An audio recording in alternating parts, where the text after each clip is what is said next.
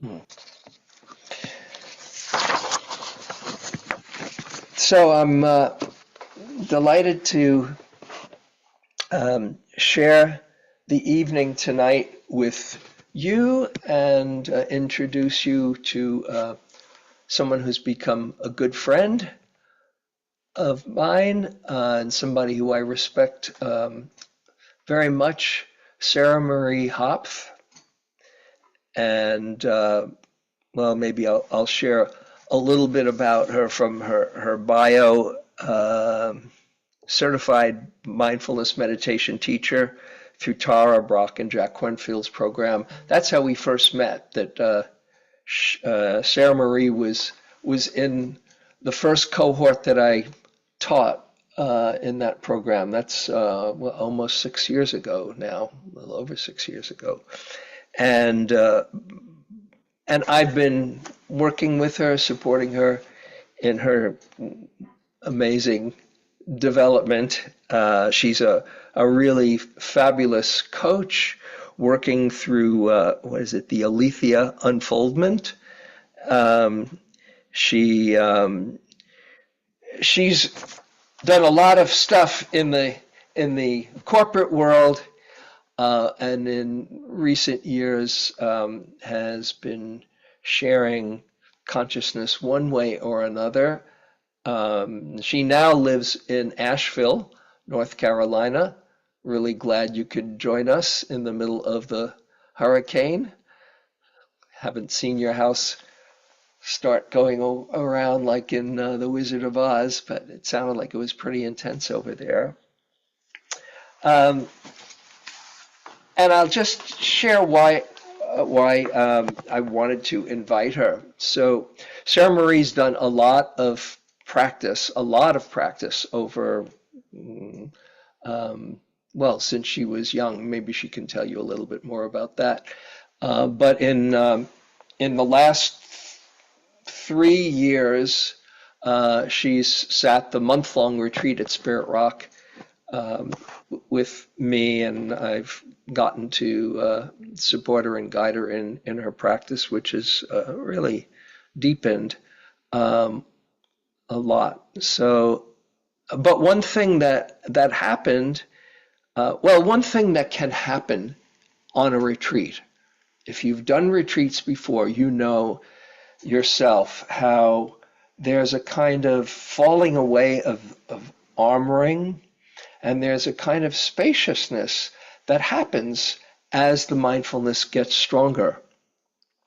And from that spaciousness, not only is there clarity, where you see things more clearly, that is the definition of vipassana, to see things clearly, and there's also a real heart opening that naturally occurs as the armoring softens and dissolves, and then the natural goodness shines through.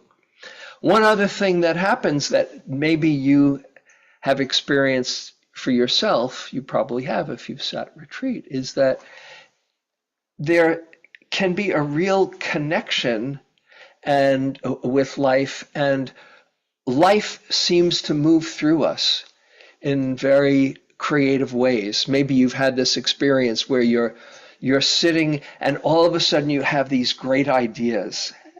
People who are on the camera, how many people have had that experience where ideas and things just start popping up while you're in the middle of meditation? Yeah, it's very, very common. In fact, sometimes the question is, what do I do with all of these ideas? Should I write them down? Should I just let them go and not get attached? But it is a very creative space, because it's like the creative force of the universe expresses itself in so many different ways. And when the mind isn't filled with thoughts, hitting the replay button over and over, the top 10 tunes, as Jack Cornfield calls it, then other kinds of thoughts come through. And that's something that Sarah Marie experienced in a very unusual way. And so I think I'll now just turn it over to you, Sarah Marie, and we can just hear about your process and hear about the results of that process and just explore together what you have to share. So, Sarah Marie, please. Thank you so much, James. So good to be with all of you. I'm going to have a spotlight on you. Sorry. Yeah, and I thought that I would share a little bit about my Dharma journey of deepening trust in life and coming home to our true nature and letting life live through me. I'll share a little bit about my childhood experience as well when I first discovered the Dharma and just how things have unfolded since then. So I was a very quiet, loving, and highly sensitive child, fascinated by the mystery of life, and was insatiably curious, spent a lot of time reading, writing stories, drawing, playing outside. I have a very vivid imagination, was very creative, escaping into imaginary worlds, and found it much easier to connect with adults than with other kids my age. And I was always good at school and at sports. And during this childhood growing up mostly in Germany, I was really watching my parents' marriage fall apart at a young age, and grew up mostly with my grandmother. And she had a lot of trauma from World War II, and then saw my dad on the weekends and my mom during visits to the US where she was living. And during that time felt quite disillusioned by love, and was trying everything I could to get my family back together, and thought that I had to become perfect in every way so that my parents would love me again and would come back together as a family and I could live with them. So really had this like drive, to heal my family from this early age, and ended up discovering a book on the Buddha's life when I was 13 years old, and was really searching for deeper meaning and guidance. Wasn't really having any spiritual grounding in my childhood. And so when I read about the Buddha's teachings, I just felt really seen and validated in my experience of suffering that I was experiencing, and really inspired to start meditating, and taught myself to do basic mindfulness practices and started doing the practice. And that kind of started that whole Dharma journey. And I ended up coming to the US in high school, and there quickly sought to learn the playbook for being a straight A overachiever, and went above and beyond and did everything that was expected of me. Made it to an Ivy League school where I continued to excel and really became this like driven overachiever and change maker, trying to fulfill all the societal expectations of success. But something deeper was telling me that something wasn't quite right, and playing this game wasn't quite fitting. And I was trying to pursue a more unconventional, innovative path to drive conscious systems change while still being considered successful in the world. So trying to do it all. And for years I was just constantly pushing myself, really driven by a fear of failure, a fear of not being good enough, not being lovable, being somehow deficient, and really felt like I had to constantly try to make things happen, and was never able to really allow myself to rest. Didn't have very much fun, was never wanting to be complacent or lazy. And was just really driven to do everything I could to make an impact in the world, but also had this deeper sense that I was just unworthy and unlovable, and maybe like love wasn't for me. And so maybe if I did great things in the world, my life could have some kind of meaning. I was trying to optimize myself in every way, and read all the books and listen to all the podcasts and do all the trainings and go on retreats. And I started doing meditation retreats for since my early 20s, but also was kind of using those as more of a self-improvement project of like, okay, then I can get enlightened and check off another thing. And just, yeah, this constant drive just to be the best version that I could be, but really driven by this deeper sense of self-deficiency, which was quite unhealthy. And, you know, while my intentions were good, you know, that I was conditioned by, you know, my upbringing and our society and all these standards, and ended up feeling really burned out and realized that I had to work toward greater alignment and congruence around my ways of being and working that would be in greater alignment with the vision for a more beautiful and just world that I wanted to create.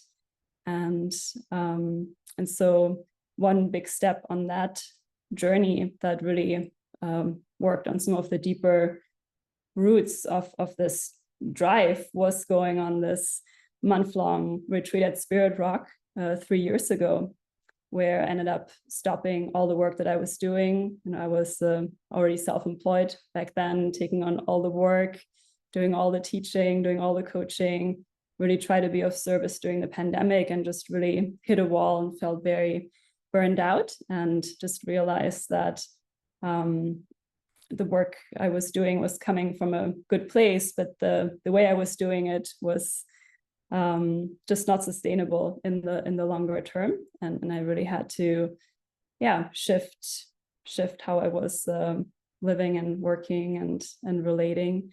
And so that month-long retreat was an amazing opportunity for me to really allow myself to be unconditionally nourished, and to rest, and to connect with the land at Spirit Rock, and just really unwind many of these patterns and look at that deeper drive, this ambition of just never enough and always doing more, and realize that maybe I don't have to do all these things to, you know, belong on the earth and to be valuable and to be lovable. And maybe the greatest gift that I can give is my presence, and continuing to cultivate more wisdom and compassion, and you know, be able to respond from that place. And maybe everything that wants to flow from that deeper place of presence is beautiful and a gift, but that's not a precondition for, you know, for my worthiness or belonging. So that was a big shift. And I became much less attached to how the world needs to be improved and changed, while feeling much more resourced and capable to be with things just as they are.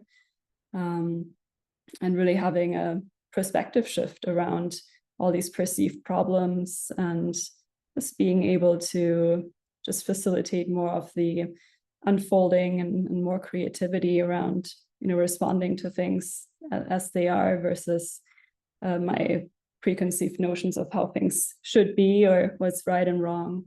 And, you know, I found more freedom from all these identities that I was holding on to around being a change maker and a teacher and coach, and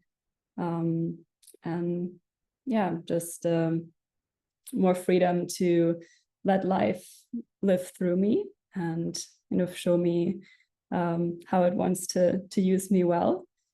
And that's been really, really beautiful. So really engaging from a much deeper place of trust and fundamental okayness, and seeing what unfolds from that place, which has also been really beautiful for taking a stand for others' fundamental goodness and wholeness, and helping to bring out the best in others by really seeing it in myself first and foremost. So yeah, so it's been really this unwinding process, and coming home and softening and surrendering and letting go. And there's this really beautiful quote by Rainer Maria Rilke that I really love, that I think really captures this process that I've been in. And that is, "May what I do flow from me like a river, no forcing and no holding back, the way it is with children. It's really been this, recalibration process around not pushing, not forcing, and also not holding back what wants to flow from the mystery into form. So that's a little bit about the journey. And I can share that this last retreat experience, this was my 3rd month long, this February was really the deepest expression of this process of just very, very deep surrender and letting go and letting life in the mystery live through me. And just to be in awe and wonder of what was unfolding. And as James has mentioned earlier, I had original dharma songs come through in deep meditation, and was truly amazed by that, as I have not been singing previously or had any songwriting experience at all, and really was convinced that I couldn't sing. My mom had always told me I don't have a good voice, and had a lot of self-consciousness around singing in front of others. And so I was just in total awe when I had this song, like an instrument, just come through as I was meditating, with full lyrics and all the instruments and everything in place. And I was just there receiving it, realizing it wasn't me that was creating it, like it was just coming through, and I was just there to witness it, to receive it, and to honor what wanted to come through. And I ended up writing it down. I was not writing much otherwise, but I really felt like, okay, I've got to write this down. And then I went into the council house to have a one-on-one check-in with James, and I told him, like, you won't believe what happened to me. Here's the song that came through, and I ended up sharing it with James. And after he was really encouraging me to do so, I was very hesitant to sing it in front of him. If I can interrupt, I said, "Well, let me hear it." And Sarah Marie's first response was, "Oh, no, no, no, no, no. I don't sing." And it took about 3 or 4 times. I wasn't going to. I didn't want to pressure her, but I also I both wanted to hear it and wanted her to step through. And I said, just a little. Why don't you just share a little? And she said, "I don't sing." I said, "Well, maybe there's a start." So now you can go ahead. Yeah, you said, why don't you just sing the first line? And I sang the first line, and I just kept going, and it was quite cathartic to sing. And yeah, it was an emotional experience. And I sang it then, and then I just had to keep singing that song. Like, I just really wanted to continue to move through me, and that was very, very beautiful. And maybe I will share it with you now, so you can hear it.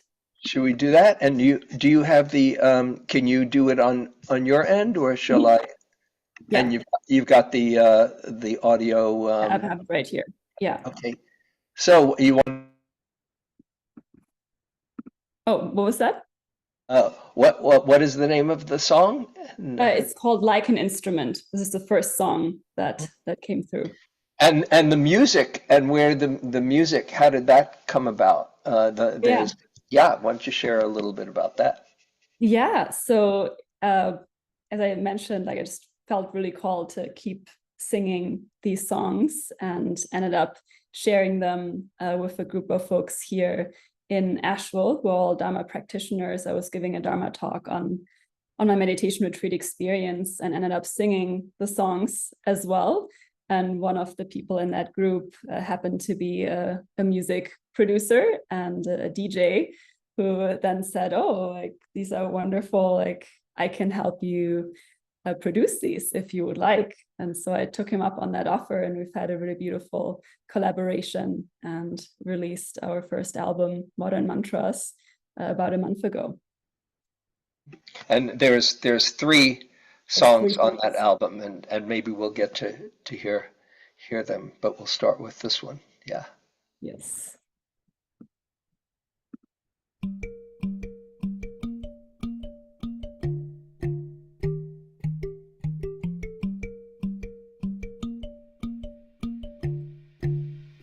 But life play me like an instrument.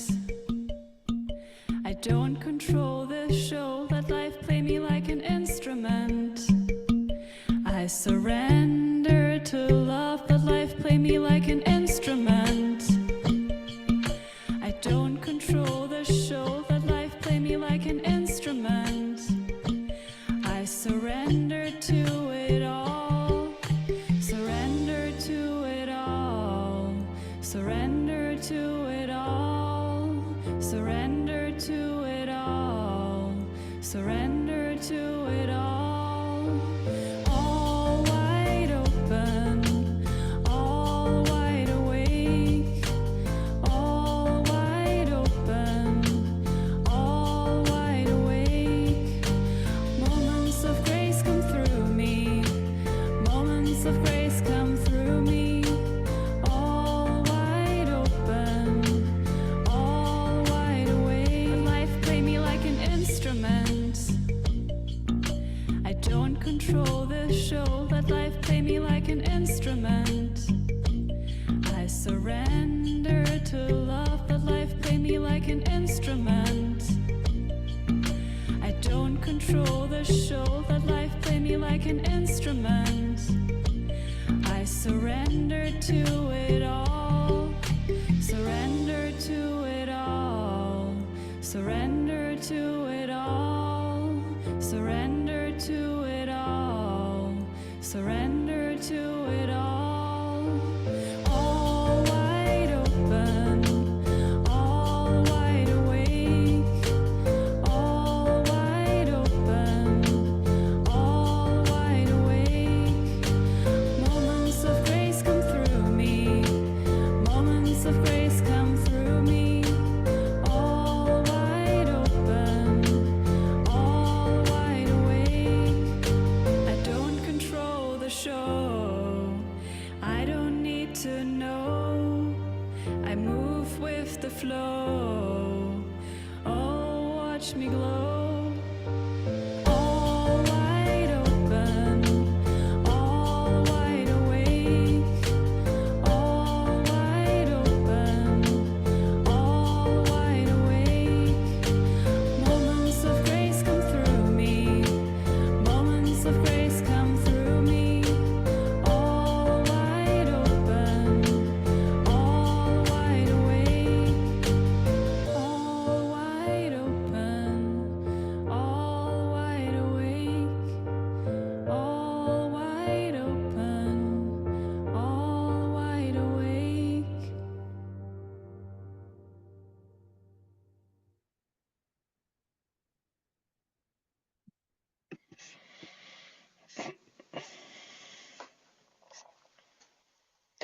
I just want to say that, and these are the albums called Modern Mantras, so they're done as mantra, and I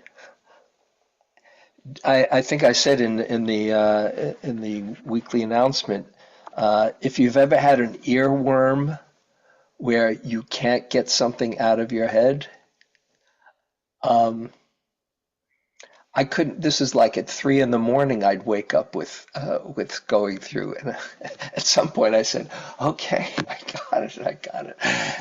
But it was so all three of them in their own way, but this one particularly for a few days.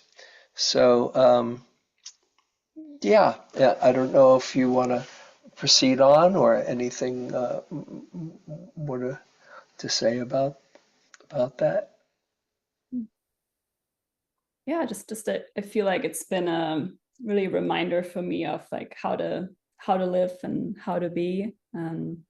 just a crystallization of a lot of the journey, from controlling everything and figuring everything out and driving change, to really allowing myself to be played like an instrument by life, and that quality of surrender, and then just opening to grace to come through, and what wants to unfold through me.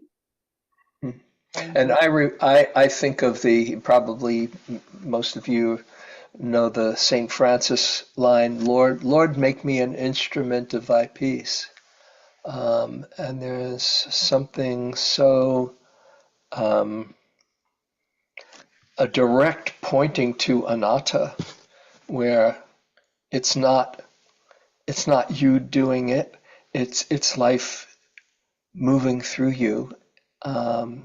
So it's a very profound way to go through life. And so thank you for that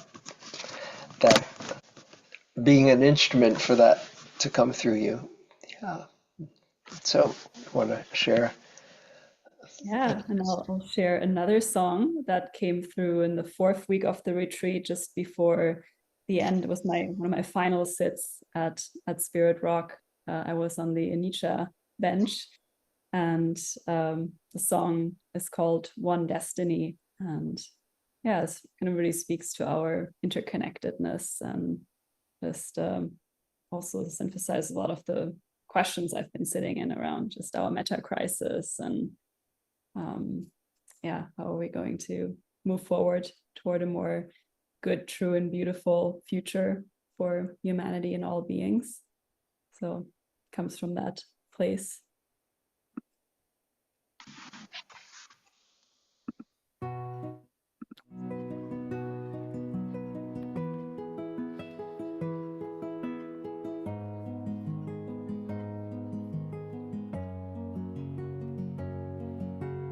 We are a living process, dependently co-arising, all interconnected, unique but not separate.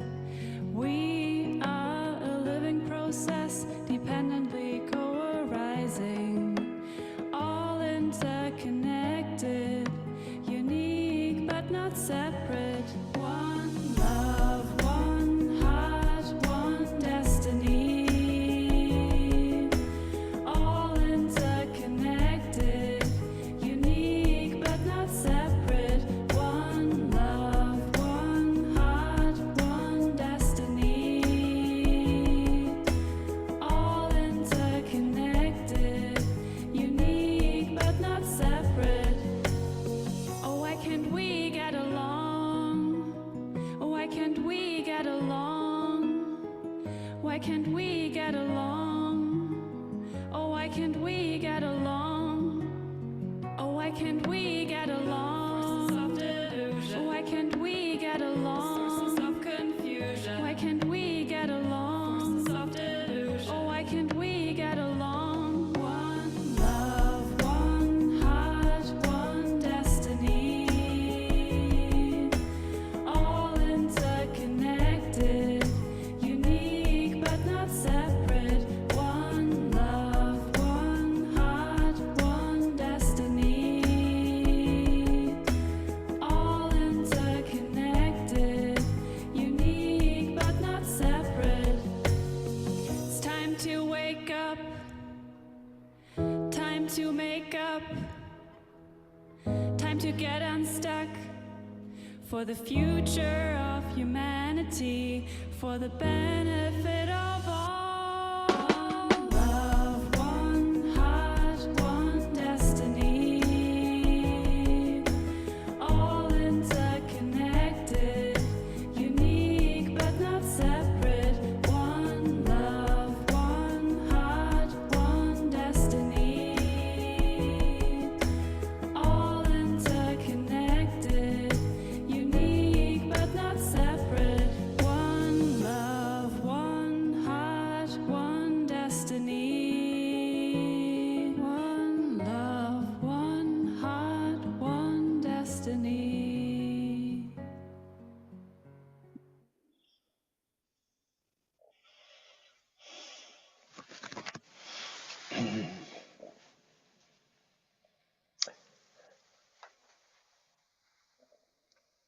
just want to comment.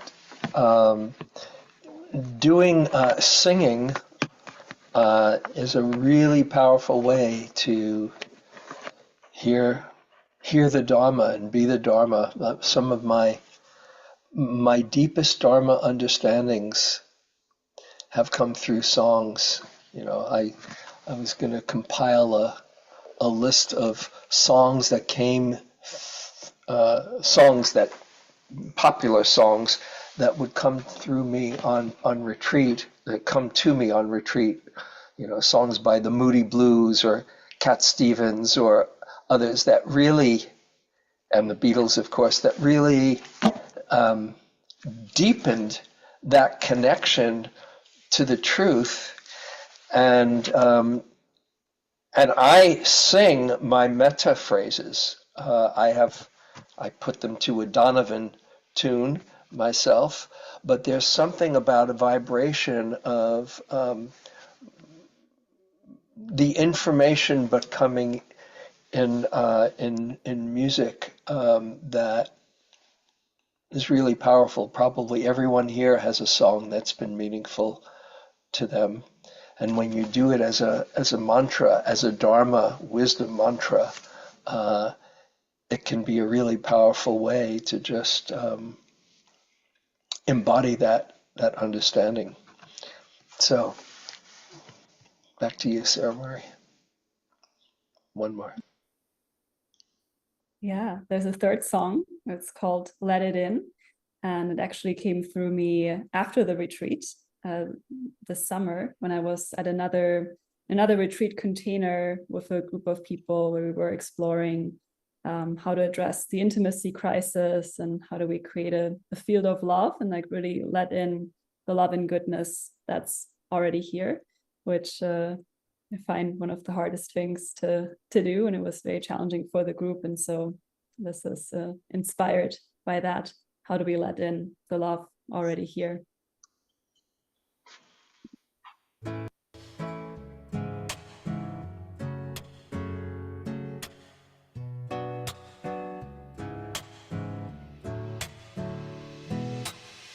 Can you receive my love?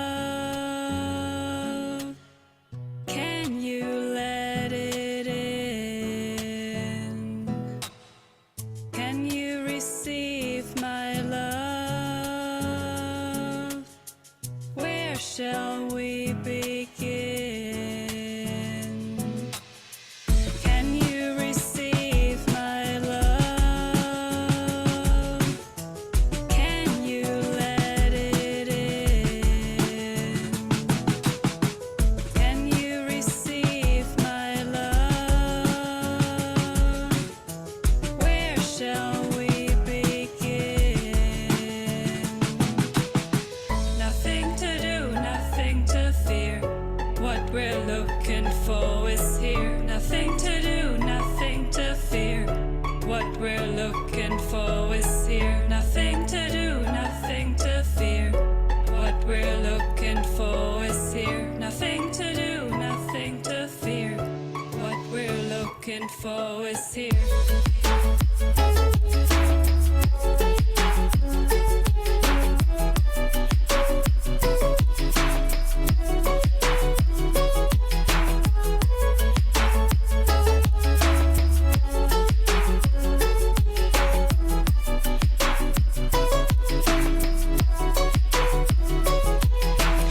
Oh, so near, oh, so clear.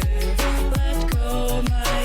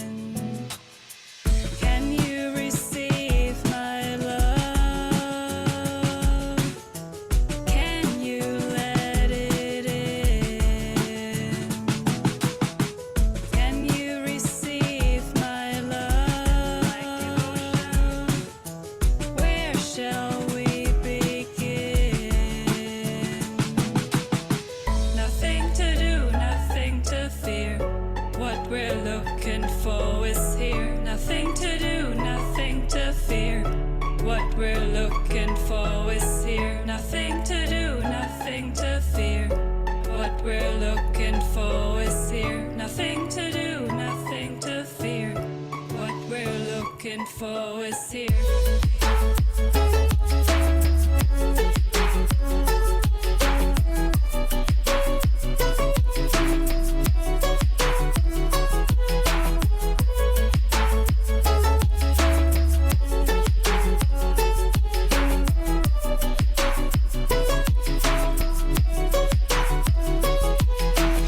Oh, so near, oh, so clear.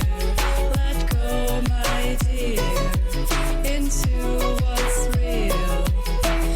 Oh, so near, oh, so clear. Let go, my dear, receive what's real.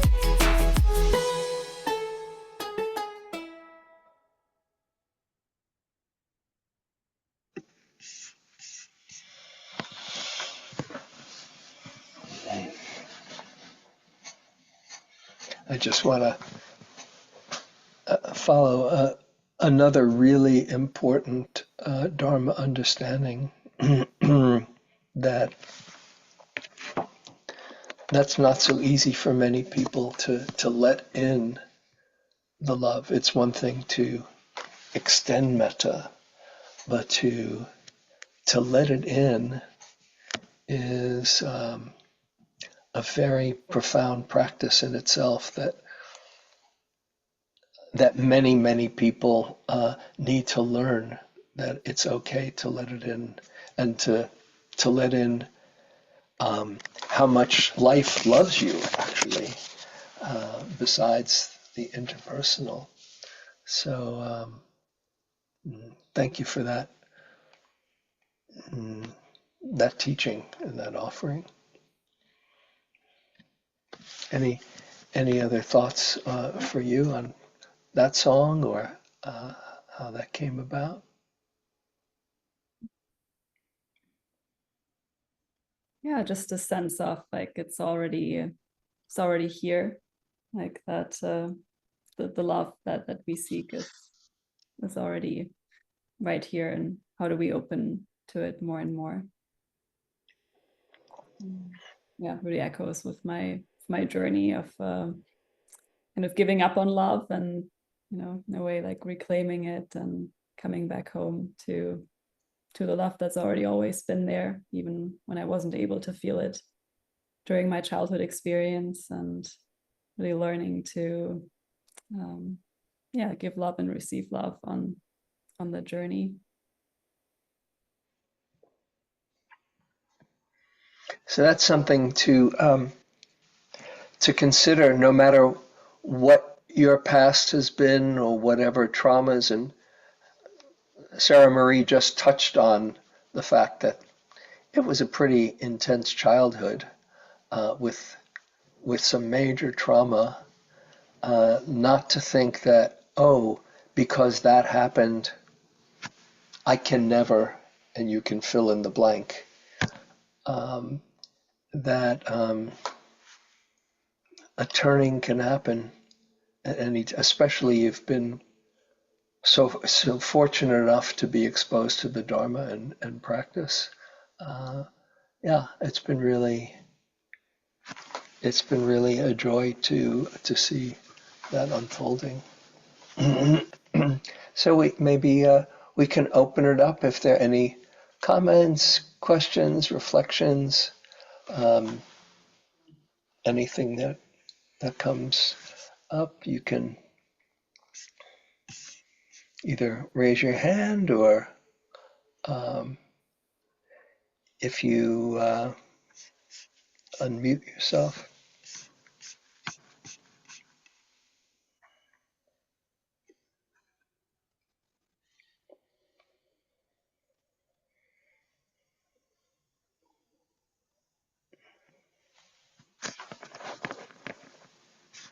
Yeah, Michelle, why don't you unmute yourself? Yeah, thanks. Hi, James.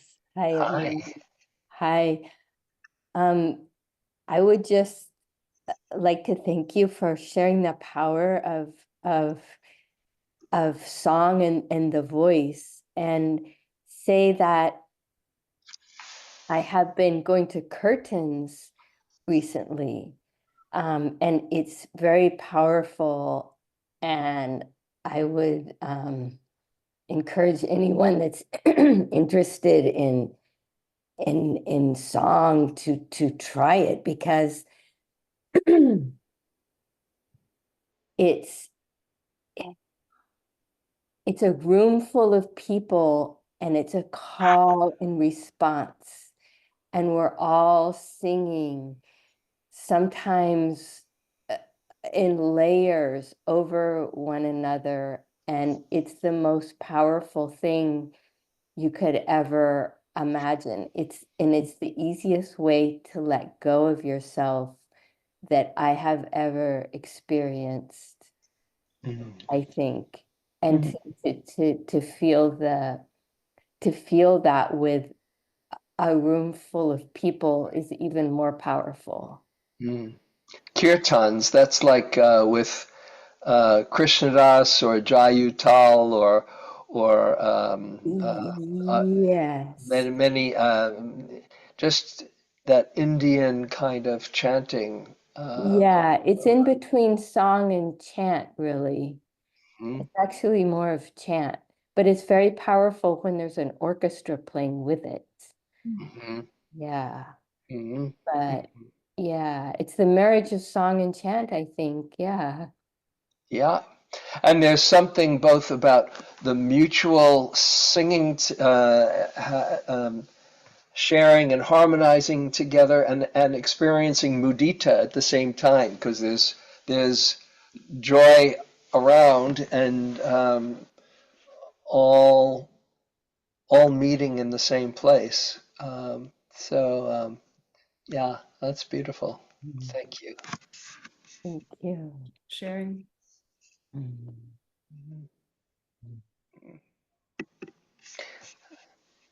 Any other? Let's see. Gotta put on gallery view. Oh yeah, Erica from Finland. And Well, good morning to all from Finland. One thing that thank you for sharing those songs, Sarah. And one thing that really stuck into my mind in a good way was your question, how to let in the love that's already here. And I've been pondering about that for a bit now. And really, a thought just came up into my head right away. Breathe it and appreciate it. Because, for example, for me, I haven't been feeling love because I feel like I'm separate from everything. However, if you change the perspective that you're all part of the one, like you were saying, just breathe it, because we're all part of one. So you're already there. The love is already there. So breathe it and appreciate it. And that's one thing that really has been a theme in my current practice. So this was very, very inspiring to hear your path in this same topic. Thank you. Beautiful. Thank you for sharing. Yeah, I love that. Like just breathing it in, just allowing it to permeate you, the love that's already here.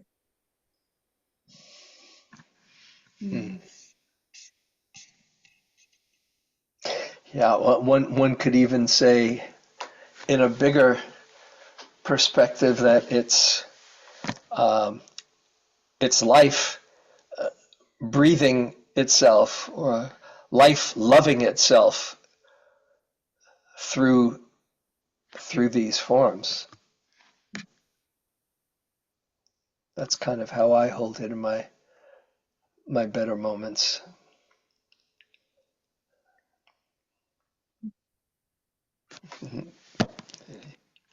All part of the one heart. Yeah. Can I say something? Oh, please. Yeah. It's been a while since I've seen you, James. I was on a retreat at Spirit Rock, and I've never thanked you for your enthusiasm, like in meeting, me through my fears and, joys and everything. It was all yes, and such a gift. And it encouraged me, and I could go deeper and deeper. And I'm so inspired by your songs, because I really think that our conditioning, is like it just covers us up, and we can let go and uncover our true deep selves, and find liberation and freedom from that conditioning. And your story is very inspiring because of that. And I there's a quote, I like this spiritual teacher, philosopher. It is a Christian faith, but I think he's more universal. He wrote this book, Universal Christ, Richard Rohr, and he said that when he was younger, he thought it was 50% God and 50% him. They had a partnership. And now, as he gets older, he feels like it's 99% God and he's 1%. If he gets out of the way, you know what I mean? Then all the grace and peace and joy and love of God can be expressed, So Beautiful. Yes. And I've heard a number of friends, some Dharma teacher colleagues, have really been moved by Richard Rohr, Rohr. Um, and any thoughts, Sarah Marie? Any reflection on that? Yeah, it's so beautiful. Like as James was always telling me, like let life use you well. And this like the ease that comes with that has been profound, to just allow life to live through me and realize I don't have to figure it all out, and just keep listening. Yeah, responding, participating in the unfolding. Thank you, Maria. Good to see you. So maybe if there's maybe time for one more comment, if there is.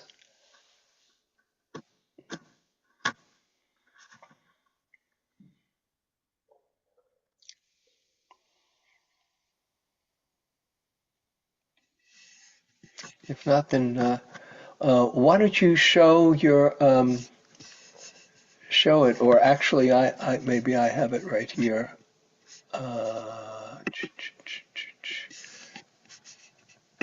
Share what you can get this. Oh, I got to unspotlight you. Oh, unless you want to do it, can you put on show your album, or maybe The oh wait. link. Yeah, no, the album here. I'm gonna show it this way. Wait. Uh,